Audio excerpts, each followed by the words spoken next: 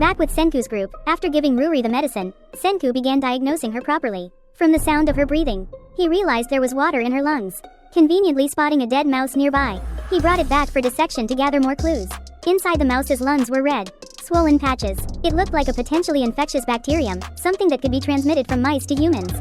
Antibiotics weren't almighty. If Ruri actually had tuberculosis, she'd be beyond saving. After taking the medicine, Ruri's coughing gradually intensified, seeing his daughter struggling to breathe.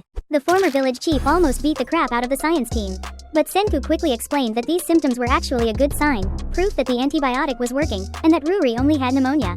Though pneumonia had once been a mass killer of millions, Kohaku had been bathing Ruri daily in hot water. A clean and warm body had slowed the disease's progress. Now all she needed was to keep taking the antibiotic, and she'd recover. At first, Ruri's father didn't believe a word of it. He was furious that his daughter seemed to be getting worse. But after everyone tried to convince him, he reluctantly put his trust in Senku. And sure enough, after a proper course of medicine, Ruri's condition improved significantly.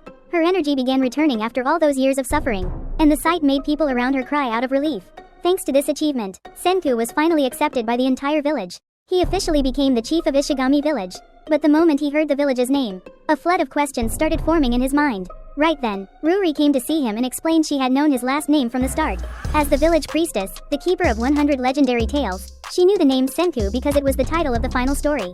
In short, that story was about Senku's chaotic childhood, as told by his father, Ishigami Byakuya. Since he was little, the onion-headed kid had been obsessed with science, always poking his nose into anything he could explore. Byakuya, meanwhile, was a highly respected professor in aerospace engineering. His dream was to become an astronaut, but he failed the selection 10 years in a row simply because he couldn't swim properly in a spacesuit. Just when he was about to give up, Senku created a whole arsenal of inventions to help train him. They didn't actually work very well, but Byakuya simply couldn't betray his son's faith in him. He even shared that story during his interview with the Yasa recruitment team, proving how determined he was to reach space. And finally, Byakuya earned his chance to board a spacecraft and leave Earth. On the mission, he traveled with a young man named Shamil, the famous diva Lillian, who basically paid an obscene amount of money just to vacation in space, and a married doctor couple, Darya and Yakov, along with Connie, a NASA staff member. But not long after arriving at the space station, the crew witnessed the strange green flash sweep across Earth, losing all communication with the ground. They switched to external cameras and discovered exactly what had just happened.